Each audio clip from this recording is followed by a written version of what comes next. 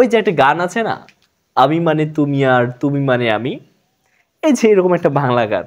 যেমন a plus b whole square সমান সমান a square plus 2ab plus b square, এটা আমরা লিখি। হাই এভরিবডি, আসসালামু আলাইকুম।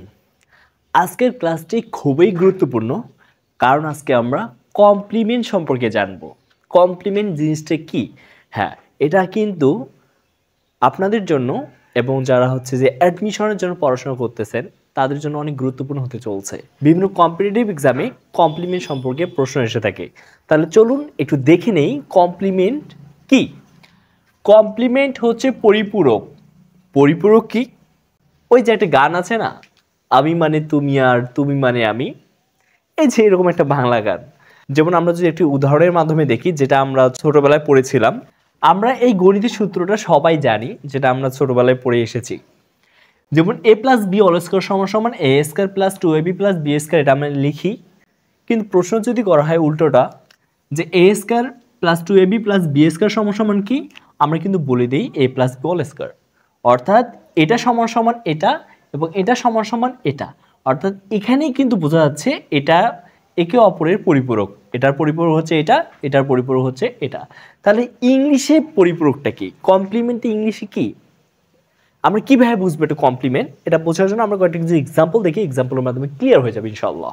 আমরা যদি এই এক্সাম্পলগুলো লক্ষ্য করি তাহলে বুঝতে পারবো।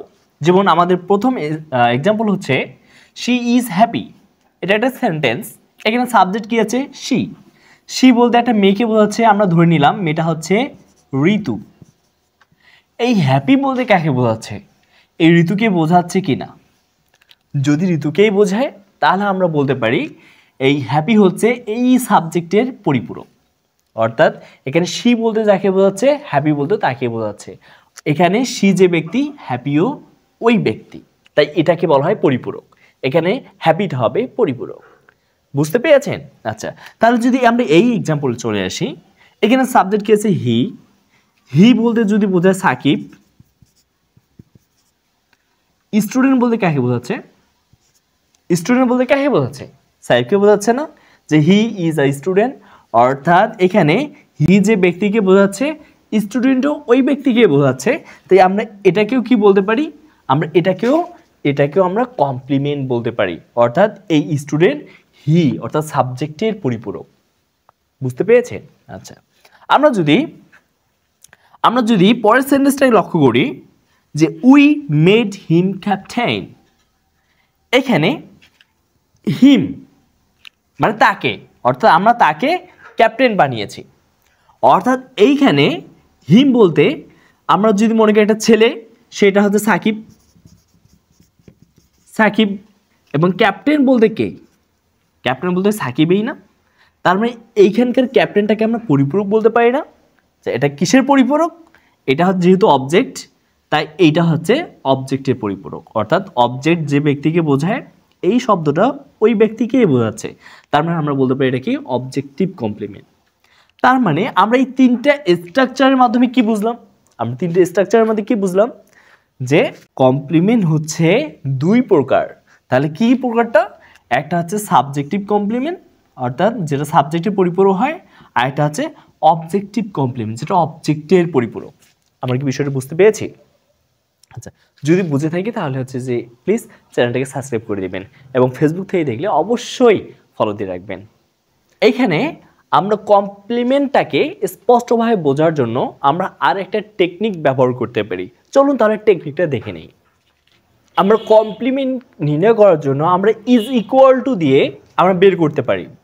যেমন শি ইজ হ্যাপি, এটাকে যে আমরা ইকুয়াল টু দিয়ে বলি যে শি ইকুয়াল টু হ্যাপি, অর্থাৎ শি যে ব্যক্তি, হ্যাপি ওই ব্যক্তি। ঠিক তেমনই এই সেন্টেন্সটা যদি দেখি, যে he equal two I student লেখা যায়। অর্থাৎ হি বলতে যে ব্যক্তিকে বোঝাচ্ছে, স্টুডেন্ট বলতেও ওই ব্যক্তিকেই বোঝাচ্ছে। তাহলে আমরা যদি একটি সেন্টেন্স নেই, যেমন হি গো দেয়ার। এখন আপনারা অনেকে বলতে পারেন এখানে দেয়ারটা কমপ্লিমেন্ট কেন হবে না? তাহলে আমরা প্রমাণ করি ইকুয়াল টু দিয়ে হয় কিনা, যে he equal to there. He equal to there, এখানে হি ইকুয়াল টু দেয়ার কখনো হয়? হি একটা ব্যক্তি, কিন্তু দেয়ার তো ব্যক্তির পরিচয় বা কোনো কিছুকে বোঝাচ্ছে না। তার মানে এটা কি কমপ্লিমেন্ট হবে? এটা কখনোই কমপ্লিমেন্ট হবে না। তার মানে আমরা কি বুঝলাম? যে কমপ্লিমেন্ট হচ্ছে পরিপূরক, সেটা কার কার পরিপূরক হতে পারে, সাবজেক্টের পরিপূরক হতে পারে এবং অবজেক্টের পরিপূরক হতে পারে। হ্যাঁ, অর্থাৎ এভাবে কিন্তু আমরা কমপ্লিমেন্ট নির্ণয় করতে পারি। আমাদের কমপ্লিমেন্ট এর যে বিষয়টি একদম মনে রাখতে হবে সেটা হচ্ছে সাবজেক্ট ও কমপ্লিমেন্ট এর মাঝে যে ভার্ব বসে তাকেই লিঙ্কিং ভার্ব বলে। অর্থাৎ লিঙ্কিং ভার্ব কি,